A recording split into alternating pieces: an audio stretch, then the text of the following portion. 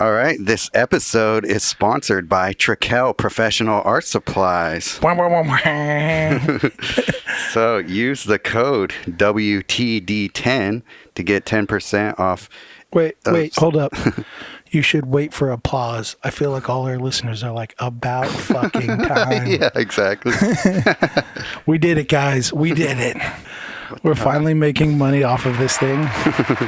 It's like wind has been pushed under my wings. Yeah, exactly. We are that much more motivated to keep going.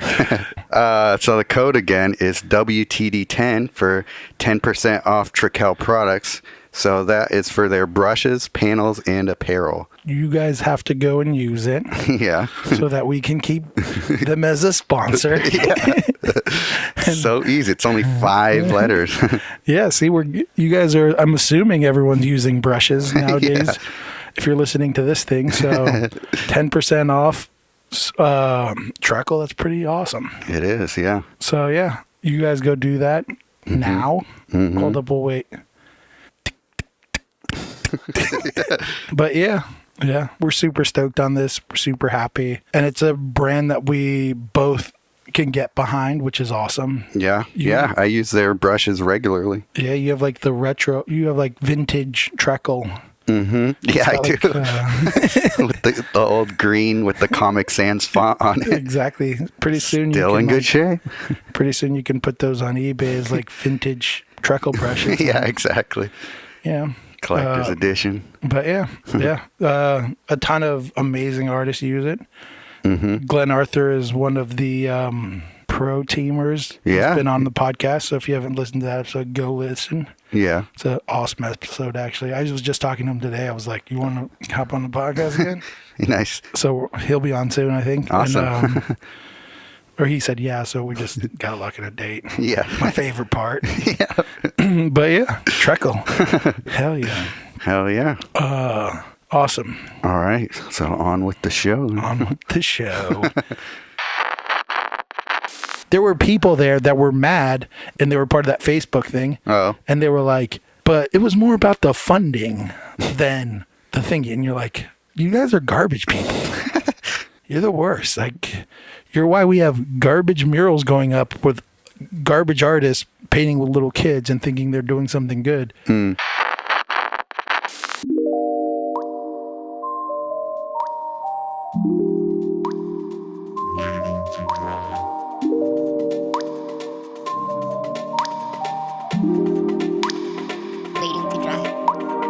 All right. Welcome back to Waiting to Dry, the only art podcast that doesn't sound like two people stuck in a well with a tin can speaking into it.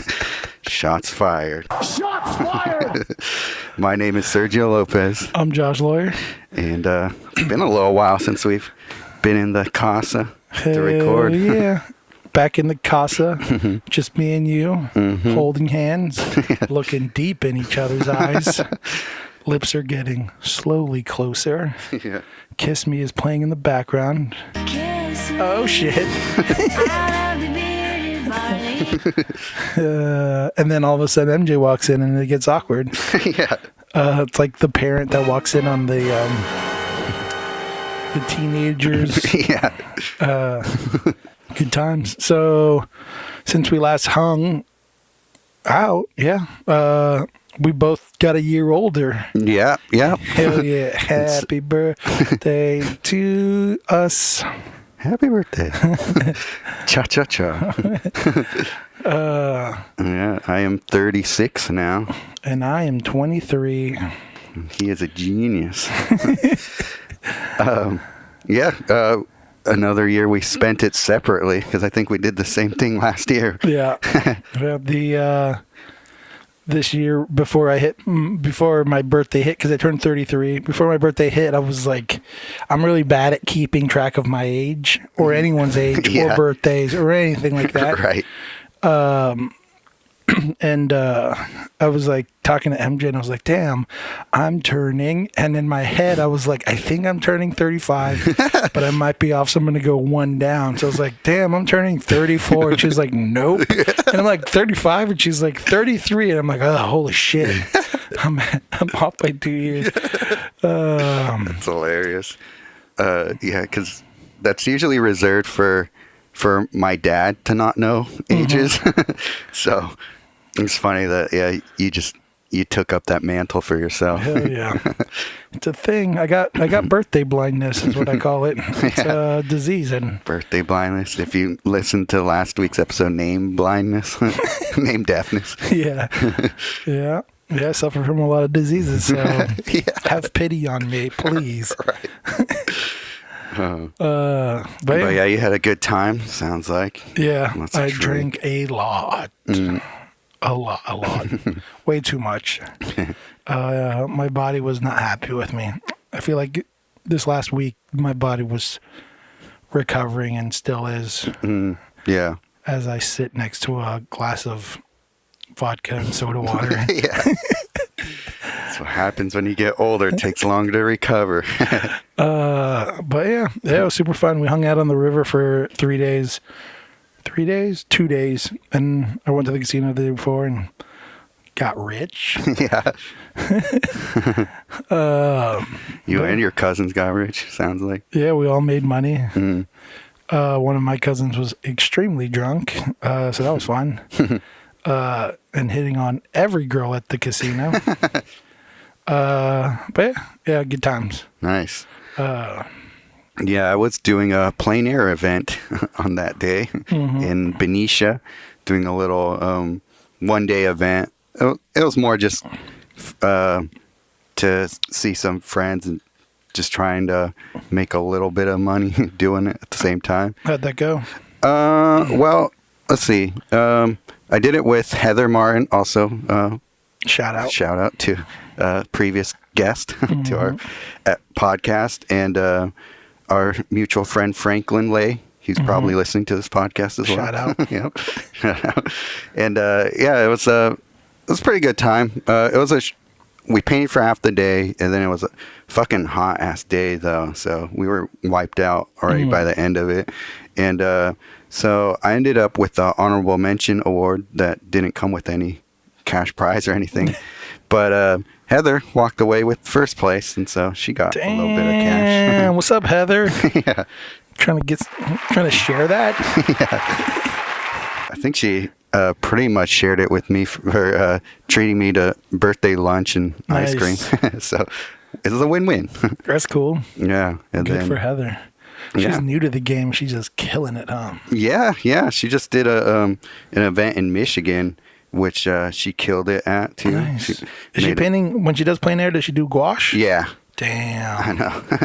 Putting all you Oilers to shame. I know.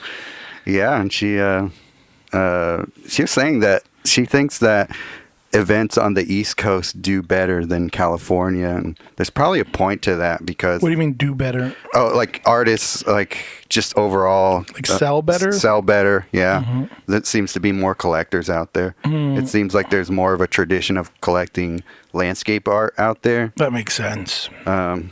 Yeah, it doesn't because in California it's known for more having like the more like picturesque scenery. Well, that doesn't translate to like people because I feel like it's such like an older community. Like the East Coast has so much history compared to us. Yeah. And if you look at like California history, a lot of it's like hippie culture and shit like that where they're going to push against traditions and those kind of things. Yeah. So that's true. Plein air being kind of a traditional like aesthetic and thing, I think we don't have that like long like tradition of kind of people passing down artwork that they find valuable and that kind of thing. So I could totally see why that would be a big thing on the East Coast compared to us. Yeah, that's true in that way. Even though their land sucks, like Sergio said earlier. Yeah, exactly. Quote me on that. Even though you said that their land, shit. Yeah. And that's all I'm going to say about that is what you said. Rain. Too much rain in the summer. Who wants that? Yeah. And snow. Yeah. Who wants to waste all that titanium white on that shit? Yeah, exactly. Blue in your shadows, whatever. We could do that here too. Yeah. We all know it's blue in the white shadows. Yeah. Other than that, she's killing it with all her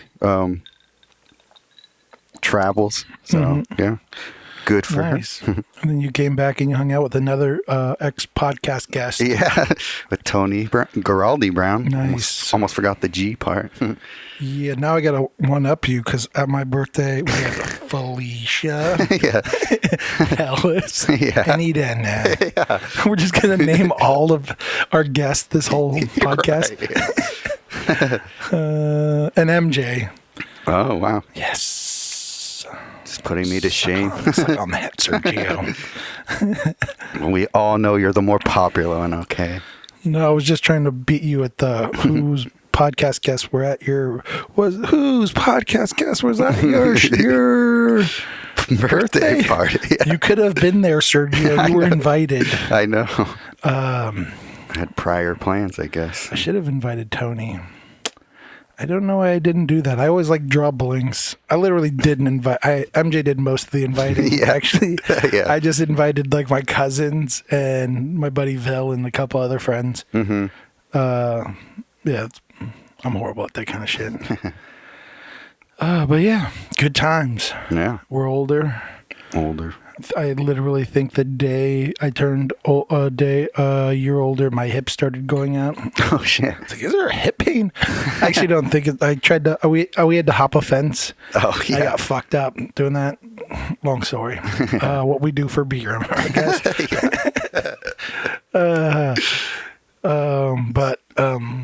But yeah, it I fucked my body up. I still have like a little cut there, and I almost dislocated my shoulder. Jeez. But my shoulder's like I have a bad shoulder that dislocates. It used to dislocate a lot.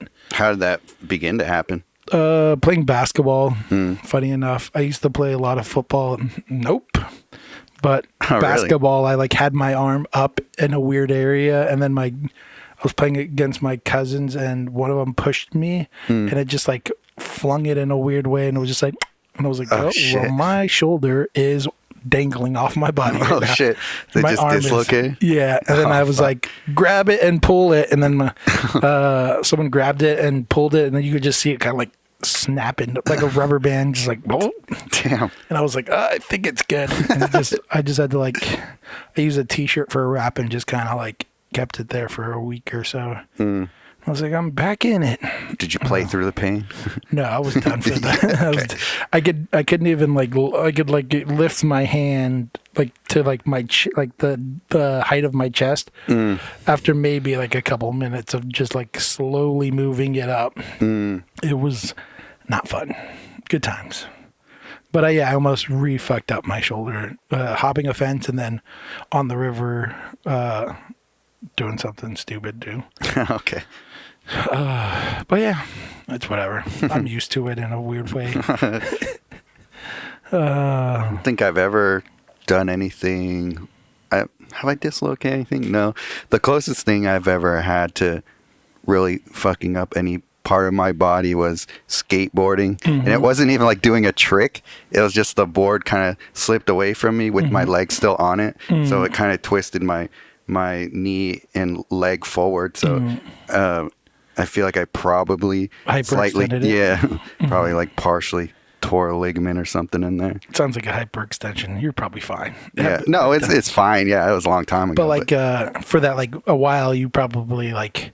Did it keep reoccurring? That's the shitty thing with hyperextensions is like you step weird and you're like, God damn it, this thing is fucked up. Yeah. For months afterwards, it's still like being ginger about like certain things. Yeah. It sounds like you hyperextended. That's a bitch too. I hate that shit. I did that when we were playing softball. I did that a couple of times because they have like the sprinkler holes and you're looking up and running. And so you think the floor is flat and all of a sudden the floor doesn't meet you. So your leg is fully extended and then you land and you're like, oh, well, that fucked up my leg. Yeah. Good times. And I've done that before. Like my past, but that was the most. But yeah, that shit sucks. Yeah, it takes forever for ligaments to heal. Yeah. Yeah, fucking body's getting old. Put away the skateboard forever after that day. For sure. Yeah, I get it. All right, so let's talk some art. Yeah. Ready, set, go. We're all caught up. Yeah. I don't know if you wanted to jump into the... Should we just hop right into it? Let's just hop right into it. I think that's more like a door spring sound. Yeah. I don't know. What else would more work? pervy? Yeah, exactly. So, Nicolas Uribe has a new concept that he came up with. Did you read the whole thing? He broke the art internet. Yeah, he did. He set DMs ablaze with some people. Yeah, with the comments. Did you DM him? No. I did. I was like, let me get in on this bitch. Oh, you mean like to actually like purchase a piece? Fuck yeah. Oh, I was more talking about the discussion around it. I didn't even read the discussion. Not at all. I was just like, wow, this is fucking awesome. I want a piece. Yeah. Oh, for sure.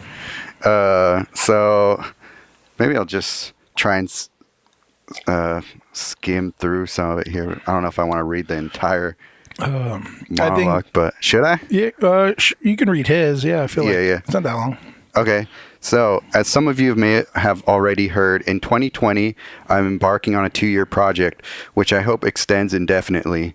I'll be producing daily videos completely free of charge, no paywalls, no channel monetization, no sponsors, where every single person that is interested in going in this voyage with me can accompany me in this daily painting routine. I want every single painting I produce to be accessible to whomever wants to be a part of this project and own it. Everything I make from now on will be $250 plus shipping. I know shipping sucks. Everything, an 80 by 60 inch oil painting, an 8 by 10 gouache painting, a 3-hour color drawing, $250.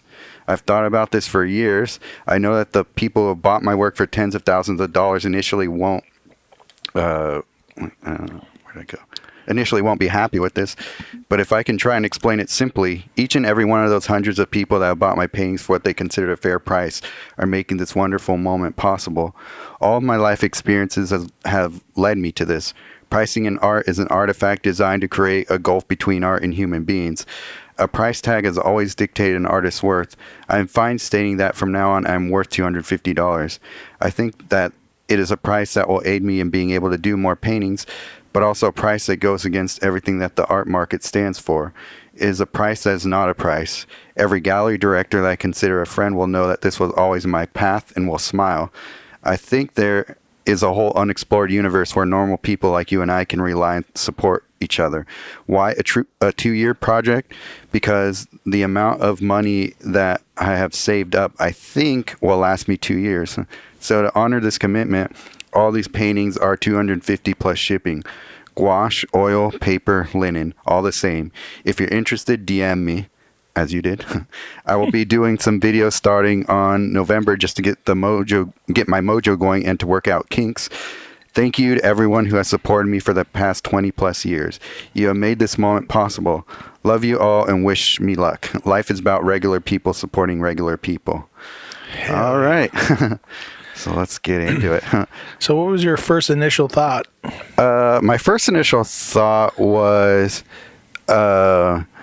he's really, like, everything that's led up to it definitely gives him that cushion to be able to experiment with pricing in that way. That is like, I don't know if everybody can or should do that, but it's super interesting to see how somebody who is so influential already, just like on Instagram and everywhere else, that he promotes himself, how somebody like that does something so pretty much radical to the art market. Like, what will the reverberations of that will be? Like, how will this affect not only him, but just everybody in general who's trying to sell their art on Instagram? Yeah.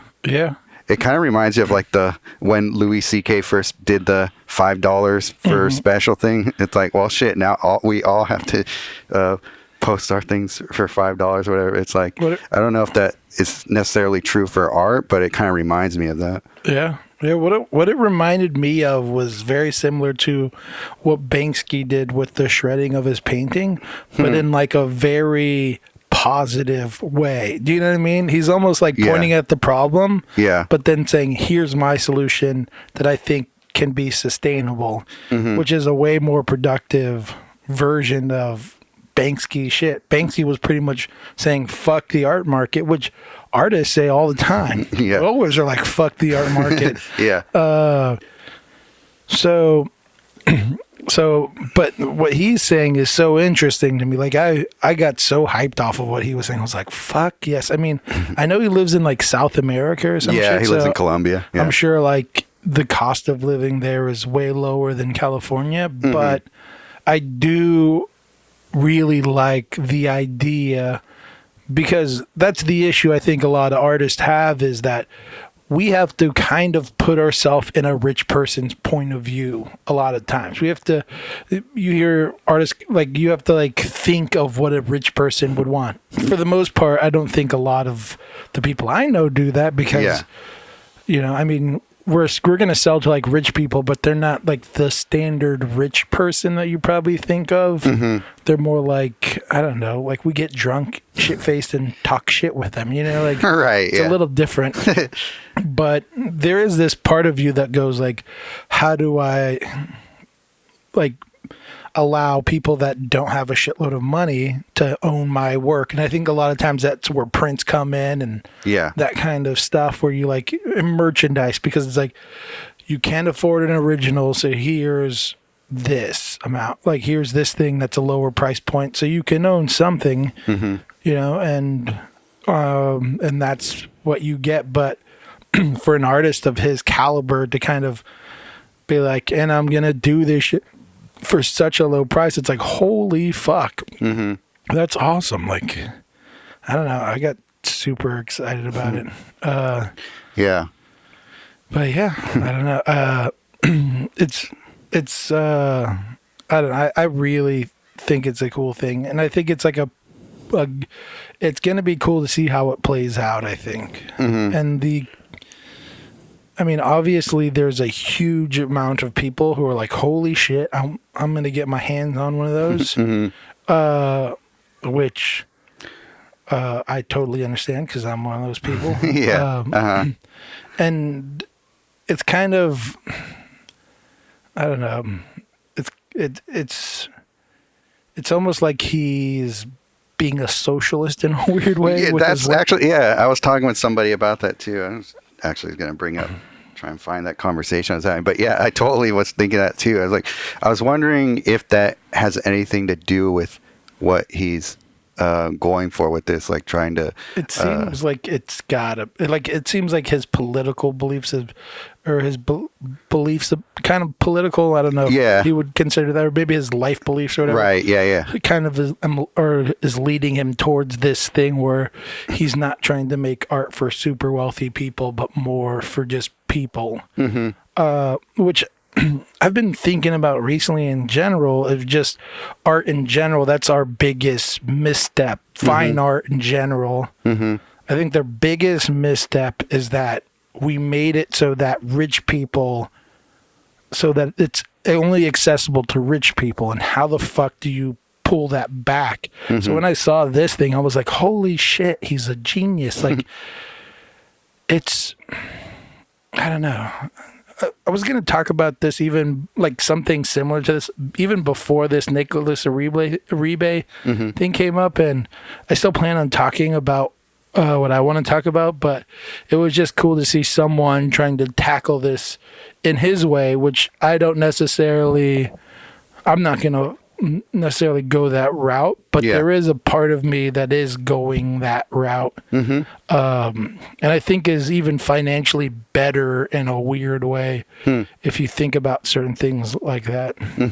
But yeah. I'm doing something not quite on that level, but I've been doing this thing recently. It's more for me a marketing thing more than anything. Where I've been doing this paint. I've been calling it paint drips, and it's just pretty much daily-ish paintings of just sketches and stuff that they take me about an hour or two to do, and I just put them all up on my email list, and you just sign up, and as I do them, I send them out, and they're all under $100. But the idea behind that is that now I know people who are at least willing to spend money on original art, so that when like the next step up the ladder and so on and so forth. So I'm not capping myself off at anything, but it's just like this is the first step toward finding the people who are willing to spend money. Right. So how's that been working out for you? It's been all right. Yeah. I've been selling like one a week so far. So that's cool though. Yeah. I mean, it's helping me like at least keep me afloat as far anything that comes my way. It's kind of supplements all the rest of the work that I'm doing beyond that. So I think he's right in the way that I think we as artists all need to kind of figure out a way to support each other in that way. And if, at the end of the day, I think the best way is probably supporting us monetarily. So any way that we're able to do that and extend that out to not just like these like mythical collector types, right? And just kind of bring that whole concept of collectorship down to anybody who has that money to afford that, because $250 is can still be a lot for a lot of people, but it's also, if you want that piece of art so bad enough, you'll find that money. For an original piece, that I don't think that's like anything at all, really. Right. It's like, holy shit, $250 for an original. Yeah. Like an original of like decent work in general. Like a lot of the work I have in here has been trade, and there's like little pieces that I have that I've spent maybe like $250 or something like that on, but it's always like, oh cool, that's like right around my price point. Right. To buying an original piece.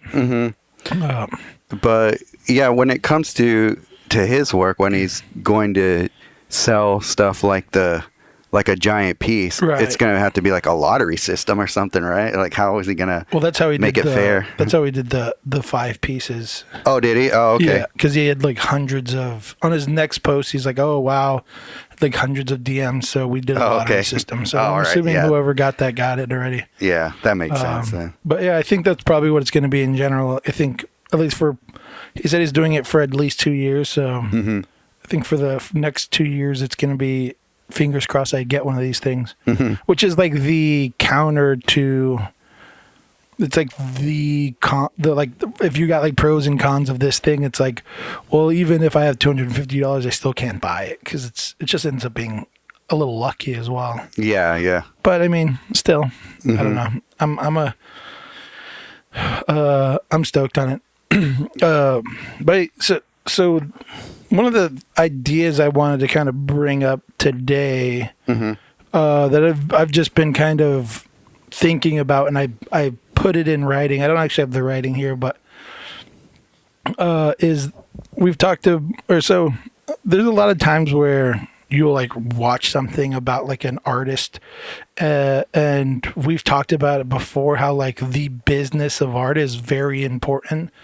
And I remember hearing this when I was young, of like, oh, like I wish I learned the business aspect like way better, or like way earlier, and kind of just and so one of the things I've been I did recently was I kind of wrote down the potential income for the like pockets of art I've been pursuing recently.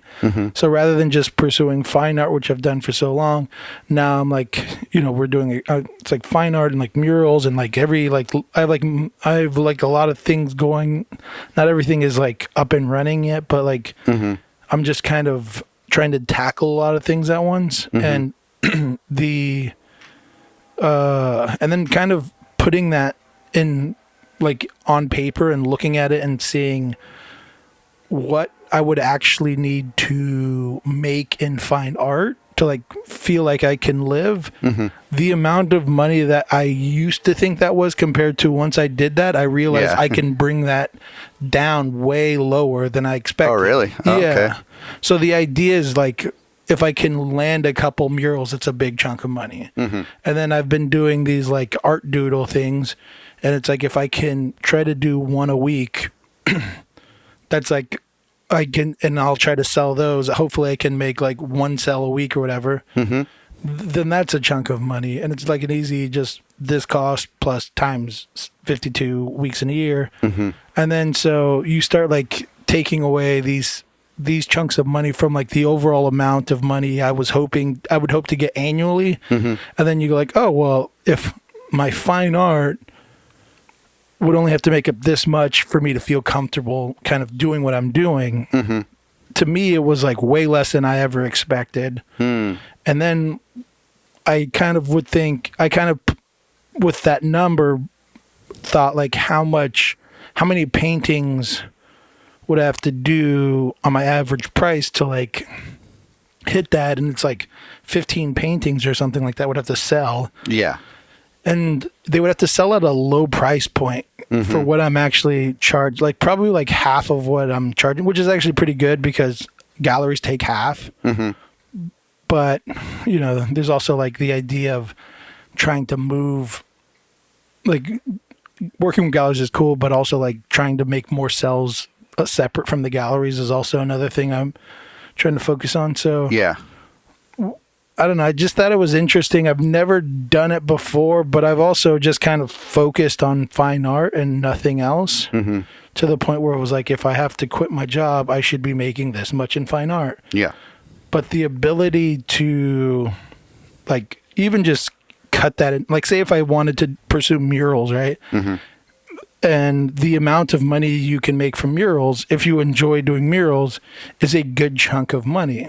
You know, you can do like 3 murals a year and make the same amount of money you're doing in fine art if you're doing good jobs. So it's almost like you just cut the amount of paintings you have to do in half. I see. Yeah. You know, and then you go like, okay, and then I can get a chunk of money from prints. If I can get this chunk of money from prints, that takes more pressure off the fine art aspect. Yeah, exactly. Then you go, okay, well, I also do these like lunch doodle things. I could sell those. That takes another chunk of money from fine art. Right. So once you start kind of breaking it down, like these segments of your art into different pockets and price points and those kind of things, which has taken me probably way too long to realize. Well, yeah, that's a realization I came from doing. Actually, a lot of it came from talking to so many people early on in this podcast. Was seeing how many people diversify everything. And for so long, I put way too many eggs in the gallery sale basket. For sure. And now I'm just trying to figure out how to diversify a lot of the same.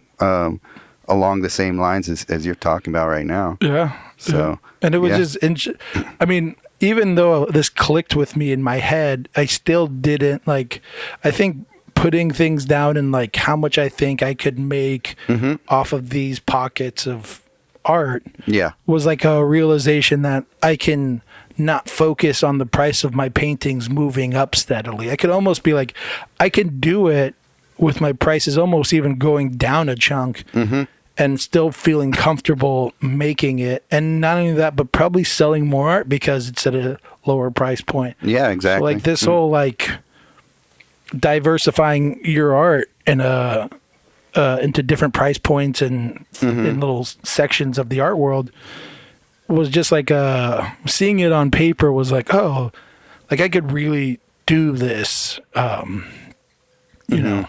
Yeah. And do fine art and not have to think of it as like, I don't have to put as much output as I think I do. And I don't have to rely on moving my prices up so I can survive. It's like, I think I can just stick to my prices and just build a buyer base at, you know, buy collectors at this price point I'm at. Yeah. And just keep stacking them. Because the issue you have when you move your prices up is you might lose buyers because they can't afford your art at that price. You know, so you you might gain buyers based on that, but it's like, but you're also losing those people that supported you at this price. Yeah, exactly. And it's the tricky trade-off of raising your prices. So yeah, and I think that that's just been the model that people follow because that's just how people have done it all the time. Like It seemed like when the only route to go was like through galleries, it was always expected that, okay, you're supposed to ramp up your prices over time because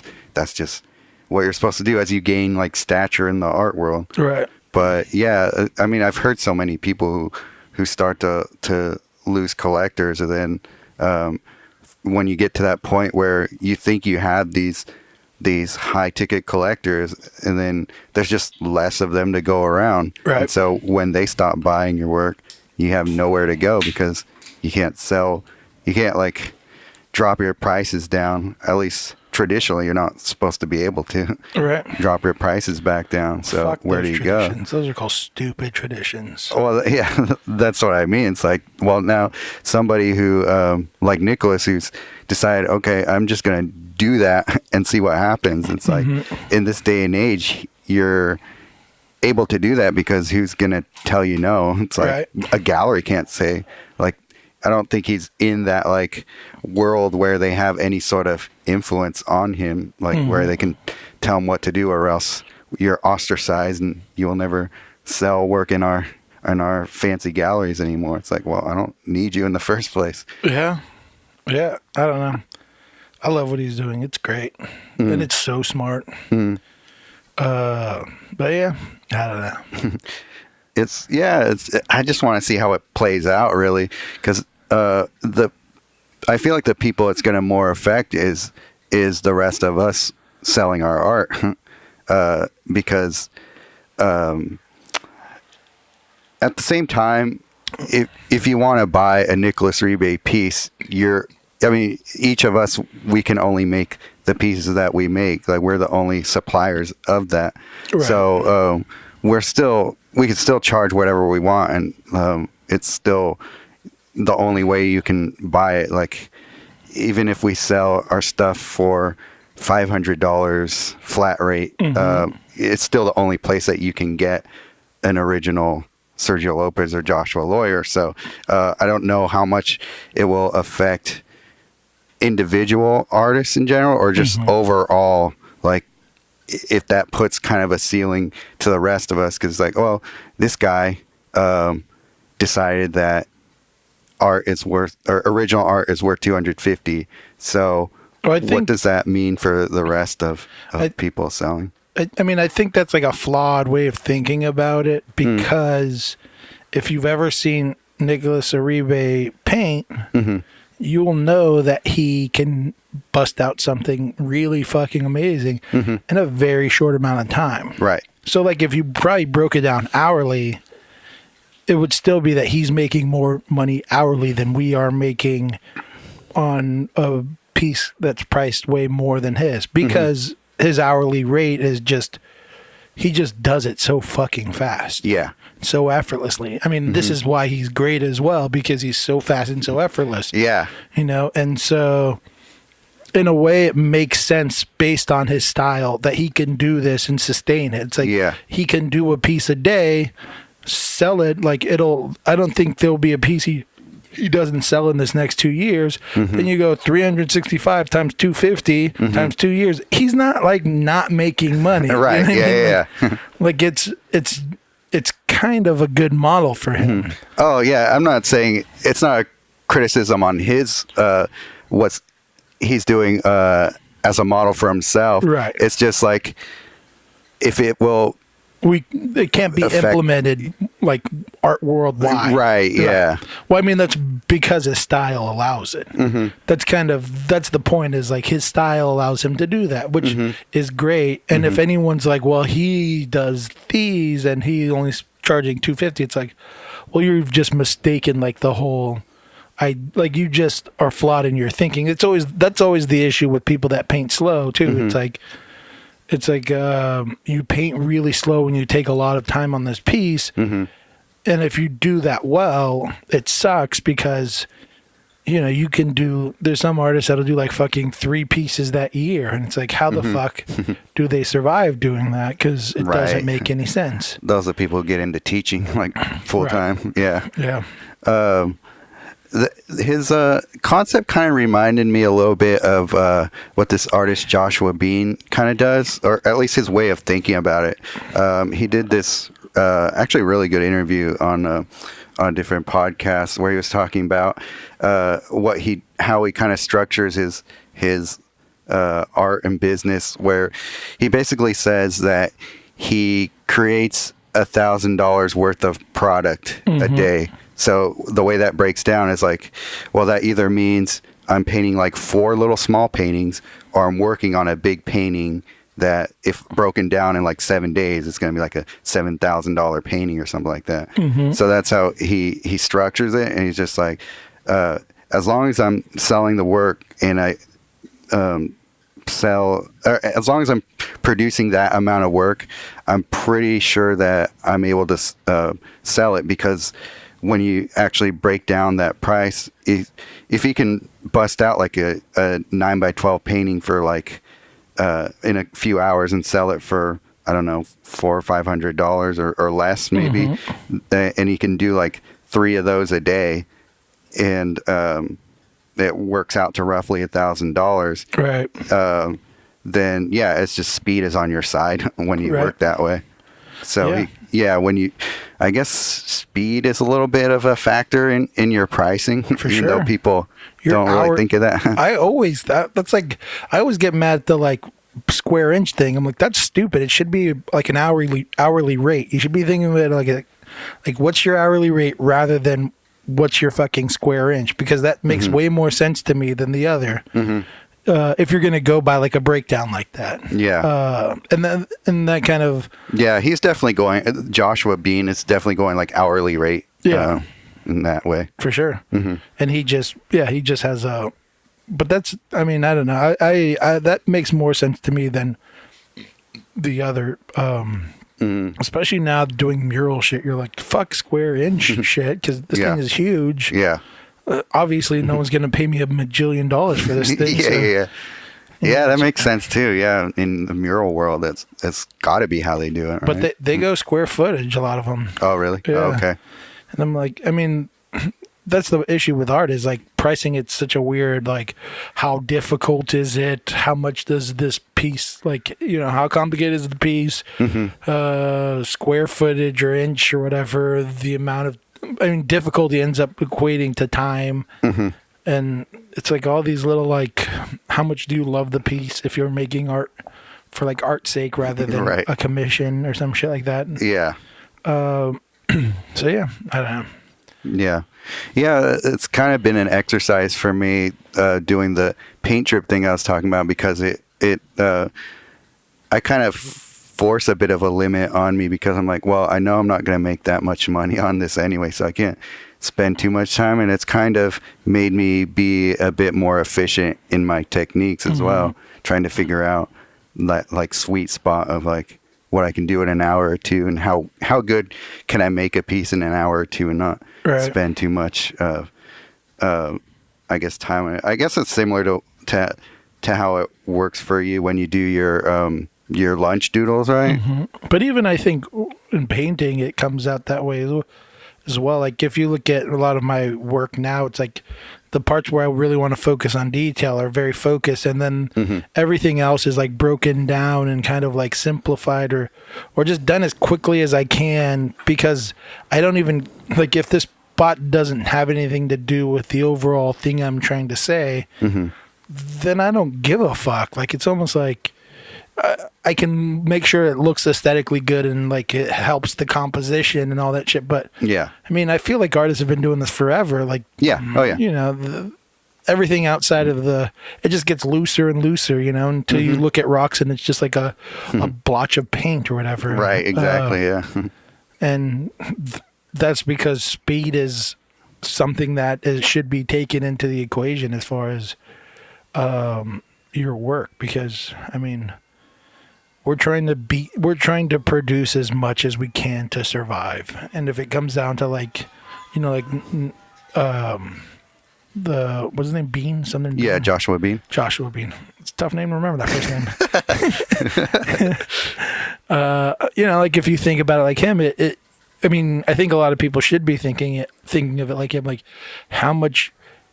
I mean, first of all, I think you should be thinking, how much do I think it would take for me to survive off art, and then what does that break down into when it comes to like things that I sell as far as my art is concerned? Yeah, yeah. And when it comes to the actual painting and that type of thing, it has to be a speed thing. I mean, there has to be some part of it where you have to take time and factor that in. Where like prints and stuff, that's something that you can scale. So you can, and time isn't a part of that whole thing. That's a whole different kind of merchandise in general is just a different machine because of that, because you just put it in order for how many you want or whatever, and then it comes out and that's that, right? And then you just need the market there to be able to purchase that, or else you have a loss or whatever. So but on these handmade things, I think you have to put into the equation how much time you take. Yeah. And if you watch people that create handmade furniture or handmade knives or anything like that, there is always a section of it where they are able to mass produce it to a certain point, and then they come through and they hand make and fine tune the things by hand. But to get to a certain point, they've figured out a way to kind of like chunk out that process and make it way faster. Yeah, that's so true. Because even though you're going to do things a handmade way, you do have to, like we talked about it with fucking Leon. You got to kill those ducklings. You got to like figure out what's going to take too long, and you really have to decide if that's worth the squeeze, and sometimes you have to give that up. Yeah, that's something you've been talking about for a little while too. Like, what's worth the squeeze? And you're definitely thinking about that with painting. So totally makes sense. I mean, the issue is when your paintings start losing whatever it is. Like I've gone to solo shows where people have overcommitted, and you look at the show and you're like, all of this looks rushed and way shittier than his normal stuff or her normal stuff or whatever. Yeah. And you could see it in the work because they just spread themselves too thin. And this is different than what I'm talking about. What I'm talking about is looking at your work and going like, I don't need to spend that much time geeking out about this thing. Right. If literally it's just there to fill space. Yeah. That kind of reminded me of we went to the Peter Rubin show in Legion of Honor, Tony and I and a bunch of other friends, and we were looking at certain parts, and he had the luxury of having assistants, right? So he you can tell the parts that he painted, and then all the parts his assistants did were like, that's all the shiny metal shit on the side, like these crazy still lifes with everything meticulously painted, and he just like comes in and does like the faces and the bodies and whatever. The fun stuff. Yeah. It's like, when you get to that point, you could hire people. How many people do you think have that kind of model nowadays? Do you think? Where's old Jeff Koons out there? But there's like. I mean, the people you respect. There's a lot of people. Yeah. Good question. What's that one guy that Ian worked under? He's kind of like Odd Nerdrum. Yeah. I think he follows that model a lot. Yeah.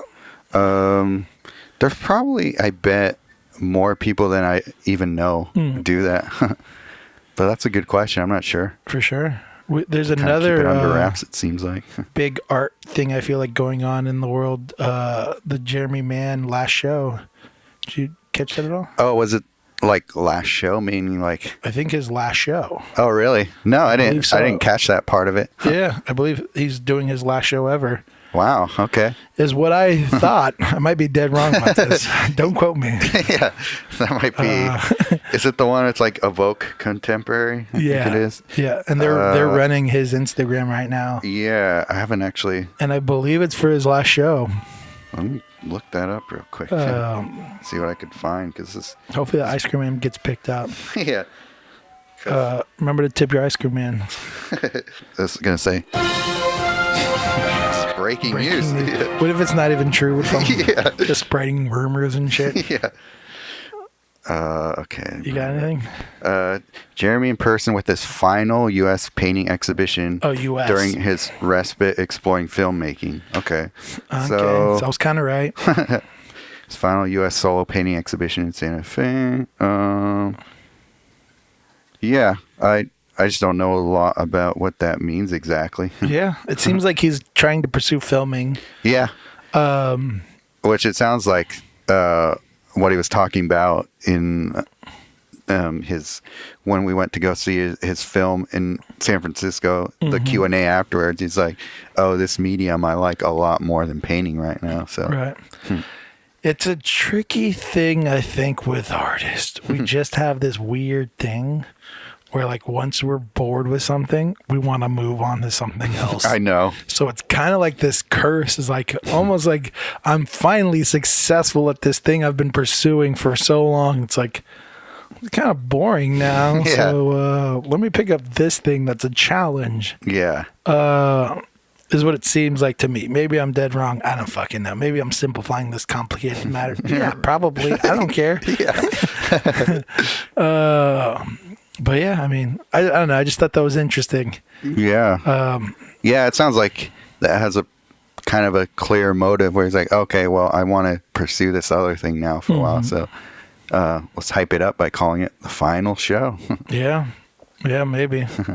Maybe that'll get him to sell out and hold up a fat chunk of money to put into his passion. Right. Yeah. Which it sounds like it costs a lot for not much in return. Oh, yeah. God damn. I don't know how. That seems. He needs to go find someone that'll yeah, investors and all that. Yeah. Because fuck paying for that shit yourself. Holy I know. Fuck. Yeah, exactly. Too much money.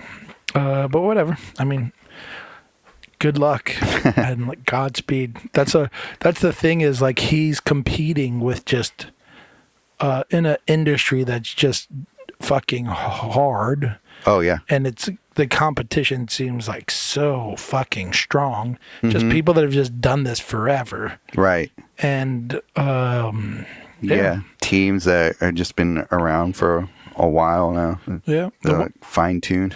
Yeah. The one good thing is that it's like, I don't know. I think Joe Rogan just said that he's like, there's like 1 billion TV shows out there now. Yeah.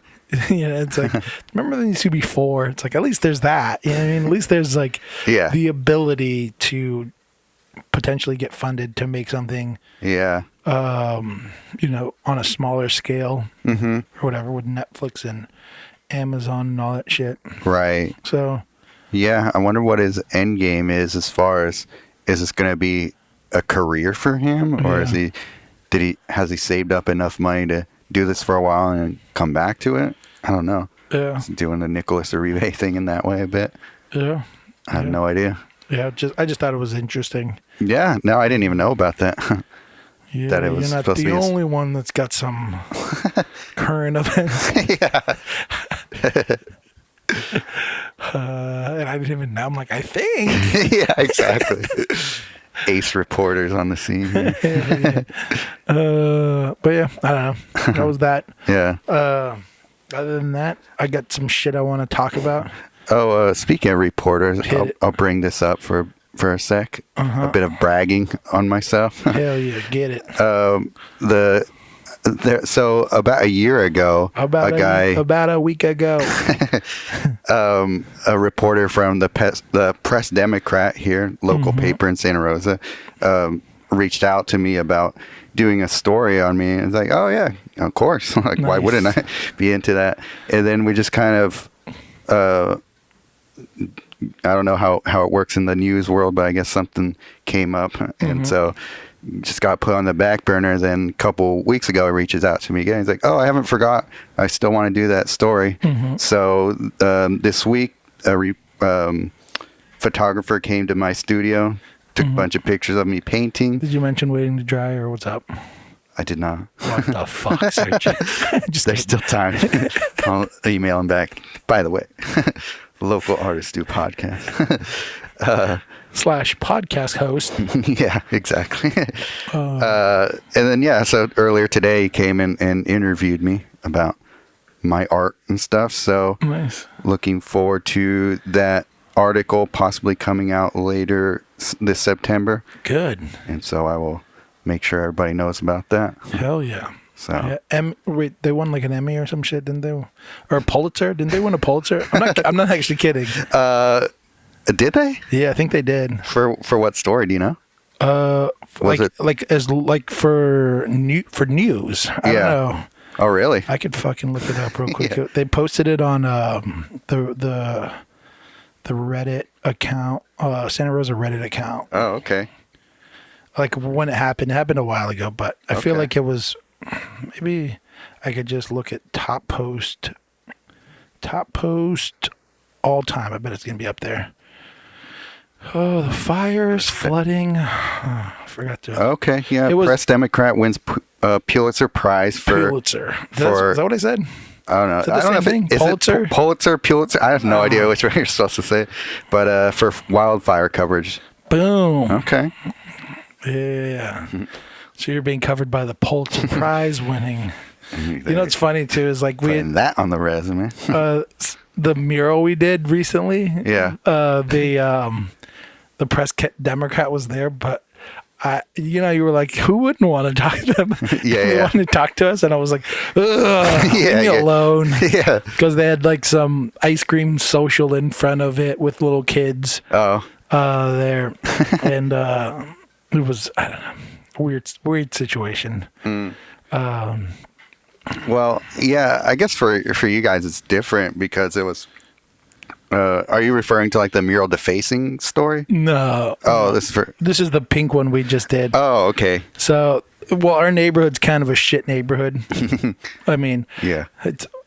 First of all, I love our neighborhood. It's like my favorite area, Santa Rosa. Yeah. Because I don't know. I like that I can throw a party in my neighborhood and no one will fucking go crazy. Yeah. We can go to like 4 a.m. and no one gives a fuck. Right. I grew up in a similar environment pretty much my whole life. Yeah. So I don't know. I love it. It's very like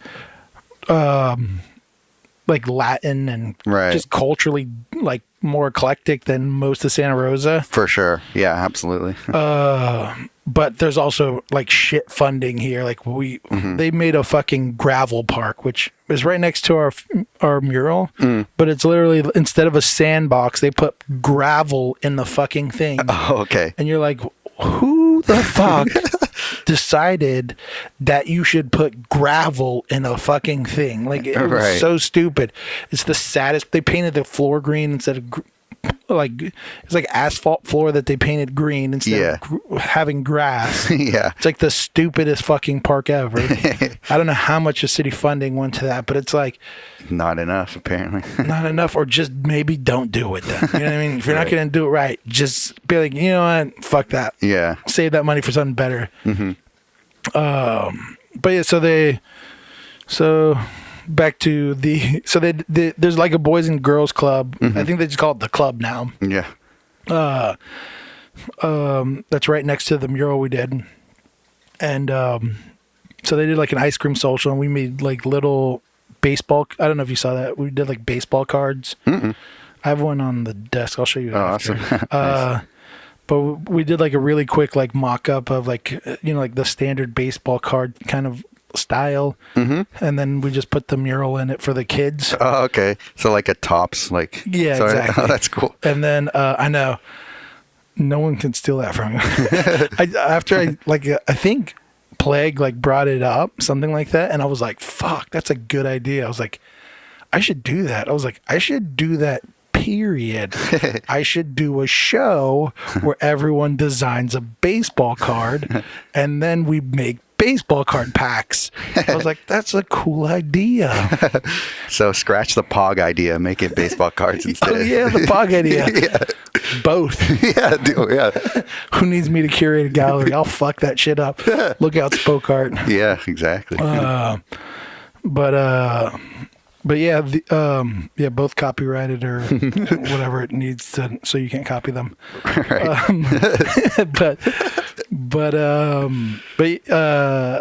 Yeah. So we handed those out to the kids, but it was just kind of like, it's one of those things where you can tell it's like a political thing, like people from the who are running for like city council and shit.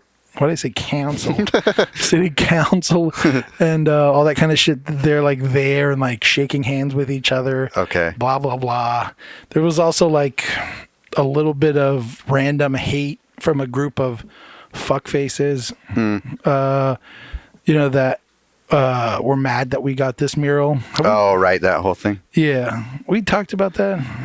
I don't know if we did on the podcast. Well, there was a group of lame people who were jealous we got this mural, and on their Facebook page they talked a bunch of shit and right, just weird agendas. Yeah, weird agendas, and one of them was like a person who runs a nonprofit to get murals, and then the person that started it was like an artist who's not good, but there's like a weird Santa Rosa art model, I feel like, and this goes back to your newspaper thing, and I am actually pretty excited about that, is because there's a lot of programs in Santa Rosa where shit artists get funding to teach kids how to do shit art.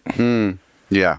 And with this weird idea that they can go on and become artists, but then the moment they are adults, there's nothing for them there. Right. Yeah, exactly. And not only that, but they're probably not the greatest artist because their mentors were garbage people. And so this guy, he falls under that category. Yeah.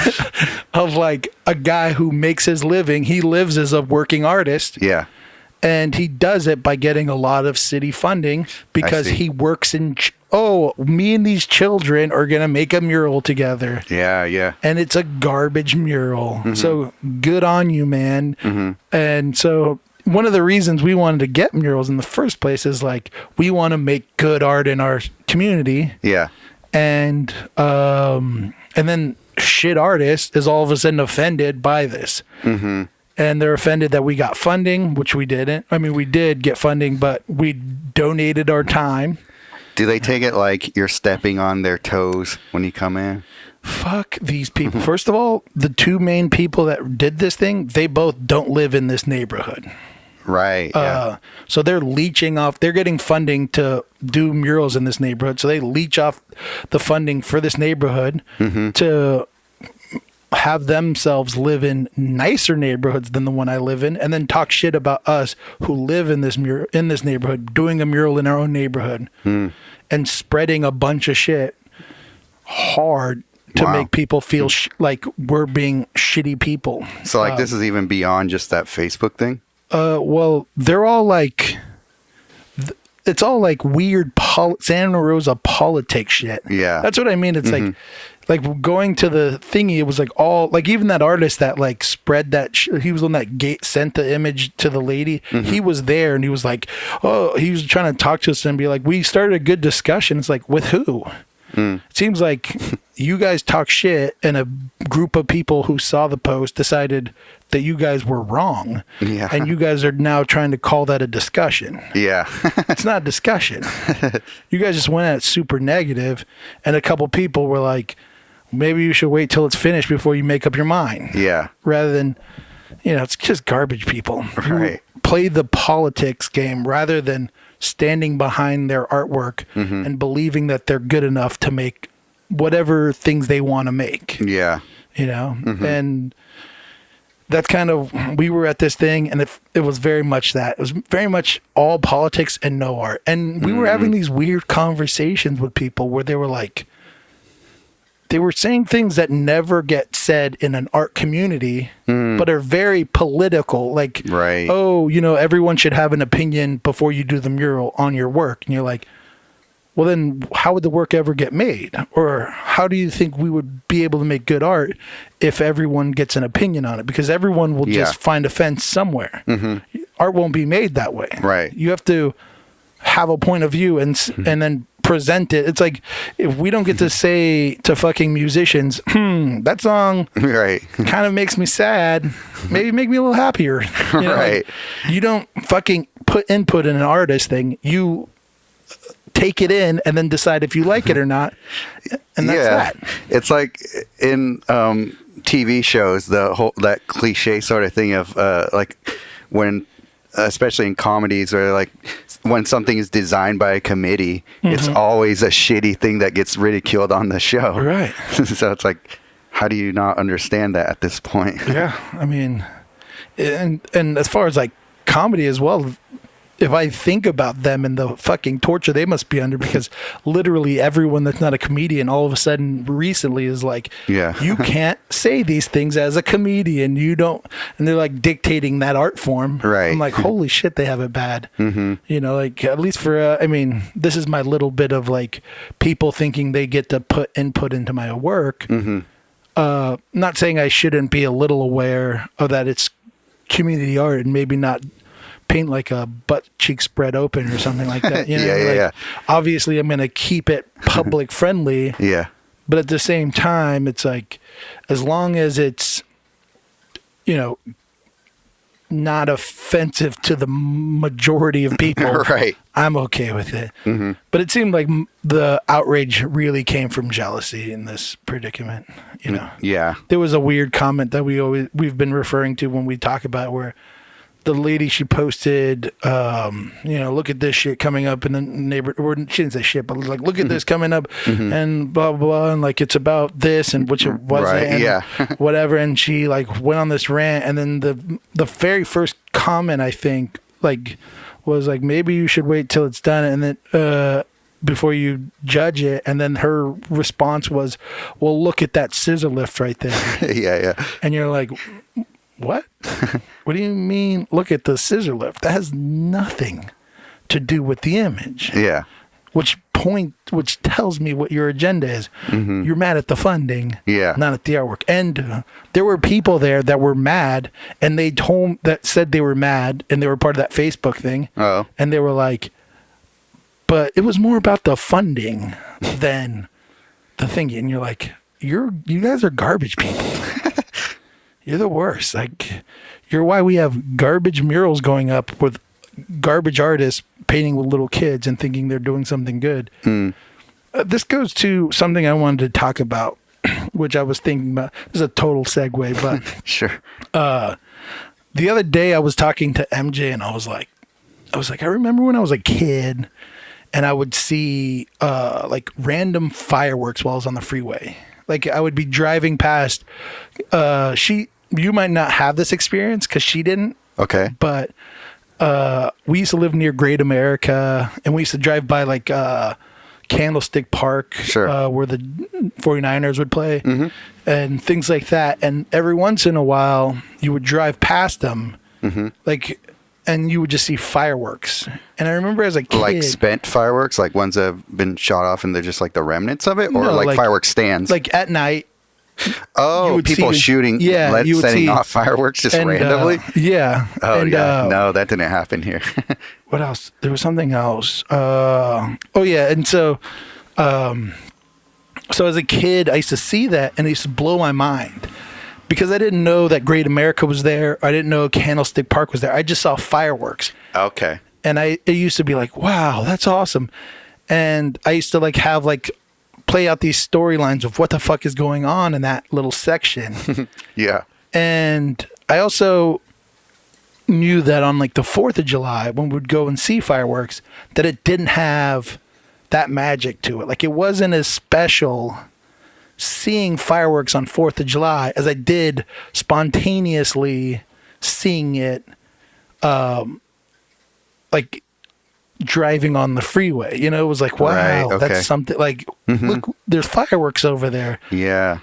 And then, so that made me kind of think of because what I instantly, when talking to MJ, what that instantly made me think about was how murals were like a big part of that with me as a kid. Is like, if I was driving and saw something awesome on a wall, I'd be like, holy fuck, look at that thing, is so awesome. Yeah. And I would get super stoked on it. And she has the same experience. And I had it as well with graffiti. She not so much, but she had it with murals a lot.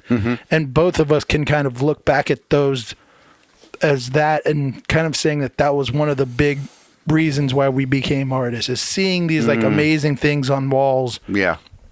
And also, I mean, this is another like little thing, but like if I was like a kid and would see like wildlife, you know, or something like that, like a stork or an egret or whatever. Sure. And you'd be like, holy shit, or a hawk or something. It was just like it's this thing where it's like a surprise, or like this thing that it's a very unexpected thing that makes, in a place that you wouldn't expect, that kind of makes it this magical moment as a child. And I thought like that's kind of cool. And it goes back to why me and MJ wanted to do murals in our neighborhood in the first place. Is kind of like, there's such garbage murals here that there's no way kids are looking at this stuff and going like, wow, like that's amazing. Yeah. And so one of our like big focuses with creating murals is like, we really want to just kind of capture kids' imaginations more than like adults are cool, and we hope that the art's good enough to just be like, wow, that's amazing. But like one thing we're super focused on is like, how can we make kids, like, how can we blow their minds? Yeah. Okay. And that's cool. I know, it made me think a bunch, like even getting into like randomly into like Picasso and his like childlike thing. And I was like, I think that's a mistake he made. I think like this pursuit for making like pulling, like, you know, like I've talked about it before with like causing awe, like as a reaction. And like, I think maybe thinking of it like, instead of trying to paint childlike, it's much more like of a better pursuit to pursue creating awe within children, like, because I think they're so authentic in that response. If that was like that, to me seems like a better pursuit than trying to paint like a child and trying to create that innocence, because I think it's like a futile pursuit in a weird way, because you can't innocence is literally like the lack of flaw or something. And as an adult, it's like you're flawed human beings with all your shit. So trying to like reproduce innocence or some shit seems like a dumb pursuit, because I don't think you can. Yeah. I think that's kind of one of those things that's like, it's almost like pursuing enlightenment or something like that. It's like you don't ever actually get there, but I guess the pursuit of it is supposed to be noble. Well, speak for yourself. Yeah, the Zen master lawyer. But yeah, I mean, for me, it's more. But I don't know if innocence is the equivalent to like enlightenment. You know what I mean? Like, I think innocence is almost like a thing. It's like your hearing. It just slowly goes away throughout your age. Okay. Like you can't regain it. It's just gone when it's gone. Yeah. It's like a blemish on a white shirt or something. It's like you can't really clean it. Yeah. So just like admit that it's there and keep moving forward or some shit. Right. Yeah. I just think that's two different things that they're, if you're trying to, it's kind of weird, right? Like if you're trying to paint or like go back to innocence in your work, it's like you're not doing that I guess, like, it's only adults who would care about that. And then like what you're saying, like creating some, like, I don't know, epic painting or whatever you're doing, like as far as the concept goes, that can inspire on anyone really, but it, especially as a kid, like ironically, like the more innocent you are as a kid, like the more you can blow their mind with something like that. And I think in a weird way, that's like a better pursuit and almost like a more authentic pursuit for what artists are actually supposed to kind of do. Like we're in the art of like, in a weird way of like serving, you know, like, Oh yeah. And so if we think about trying to paint innocence like a kid, it's almost like ego driven and like very like it's much more selfish in that weird way than if you're saying like, let me try to like blow the minds of children. In a way, you're like pursuing art in a way that's very like servient. Is that a fucking word? Like subservient, servitubly. Yeah, you know what I mean. But it's like this idea that you're doing it for the viewer. I mean, in a God, I just lost my fuck. You're doing it for. I don't know how to word this, but you just kind of you're thinking about the viewer in a way that I think doesn't necessarily harm the art, but allows you to kind of, in a way, paint childlike. Do you know what I mean? Like, if you're like, this shit would blow some kids' minds. Yeah. I think that's more childlike than being like, I can scribble. Yeah. Dumbly. Yeah. I don't know if it's more childlike, but it definitely like serves the audience better, I think. Right. Yeah, especially if your pursuit is to inspire awe in somebody. I don't think doing like weird like Cy Twombly-ish kind of things on a wall will necessarily do that for most people. For sure. For most kids. Yeah. Which I don't know if you're I don't know. But I don't know. That was random. That was like 4 segues, I think, in a row. And most of the shit I wanted to talk about got squeezed in there a little bit. But how the fuck did we start this thing? It started with newspaper. Oh, right. Back to the fucking newspaper. Yeah. Yeah. What was it? Because I brought that up because you brought up. I got a question for the newspaper thing. Okay. So since we've been doing this podcast, you've had to interview a bunch of people, and you've also had to kind of. It almost forces you to put your thoughts into words, which is an awesome fucking thing, especially for us as artists. Yeah. So when you were interviewed, did that help you a shitload? Oh, I think it really did, actually. Yeah. Like I was able to speak a lot more clearly about things, and I was more comfortable in it, because I think he even noted that, where he's like, he said, because he's interviewed artists for certain other things, and one thing that was interesting, he said that he's had to just over the years interview people like in law enforcement, and they're a lot more cagey about certain things because what they can say like can affect them a lot more negatively, I guess. And so he likes to interview artists because they tend to be more open about what they're trying to express, especially like even as visual artists, we don't even if we're not always using our words to do it, it's kind of what we do is just trying to get out what's inside of us. So when he's able to talk with somebody who I guess he didn't even know I do a podcast, but like now that I'm like pretty experienced with talking about what I have going on, then it makes his job that much easier. For sure. So yeah, it was cool. He sounded like he was happy with what he got as far as the interview goes. So nice. That's cool. Yeah. Yeah.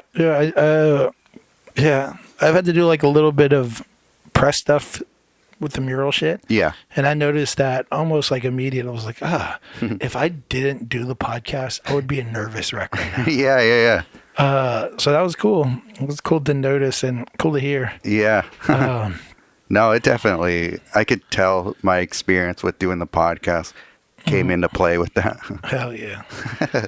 So what are you working on now? Are you working on like pieces other than the it's called drips? That's what it's called? Paint drips. Paint drips. Yeah. That's just what I do in the daytime, and then for the rest of the day, I've been working on a bunch of landscapes for the upcoming show at the Christopher Queen Gallery, where at this point I think it's the only gallery that I show work in like regularly. But I'm actually having a really good time doing those landscapes right now. Nice.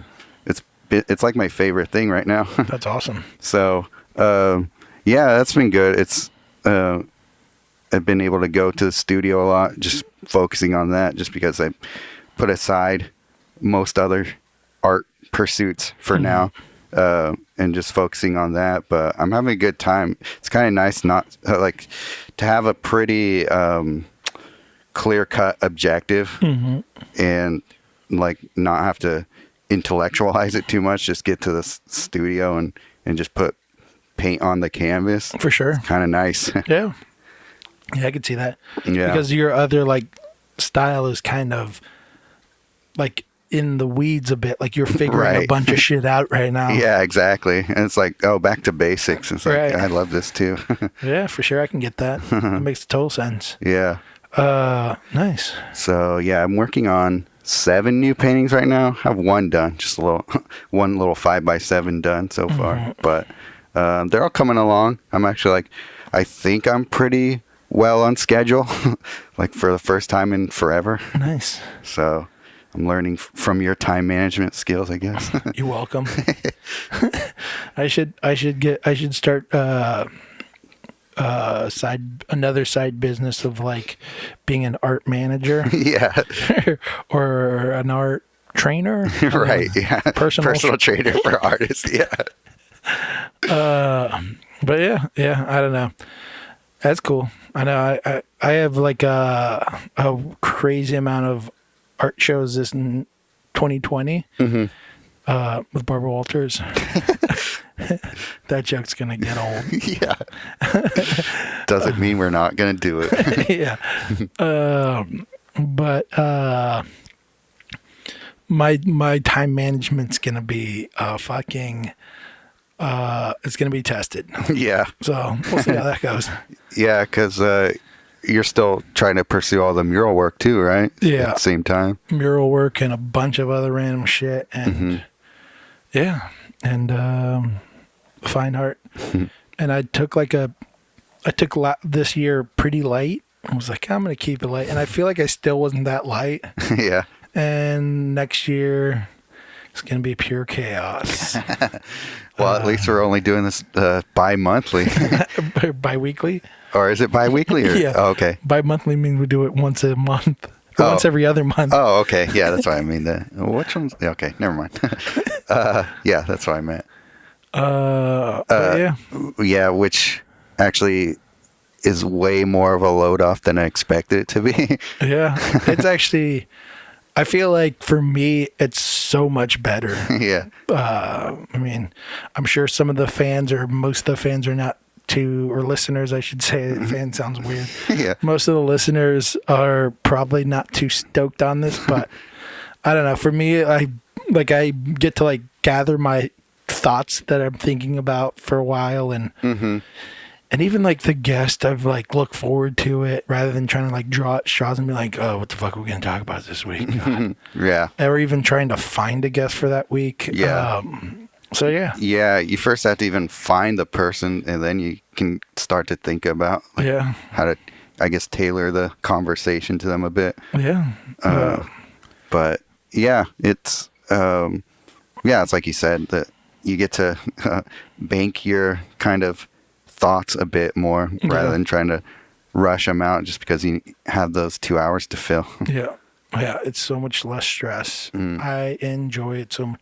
I've also been able to go to the river I've been able to do stuff on the weekends every once in a blue moon. So that's cool. Right. Yeah.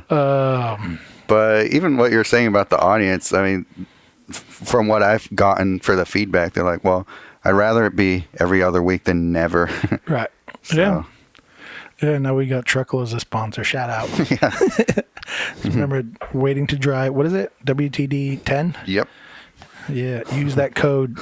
Yes, please. Yeah, I'll use that damn code too. That new piece I'm working on is oh yeah, is that commish. Oh right. I was talking about.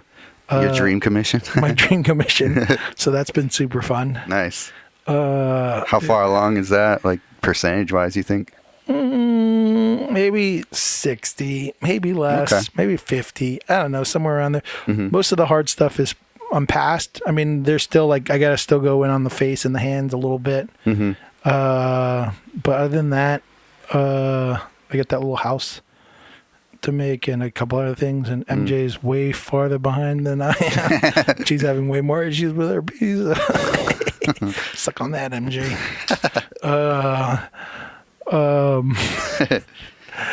But yeah, it's been super fun. Nice. Is that the only painting you're working on at the moment?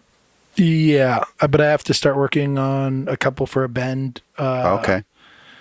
And another one for, I forget the name of the gallery.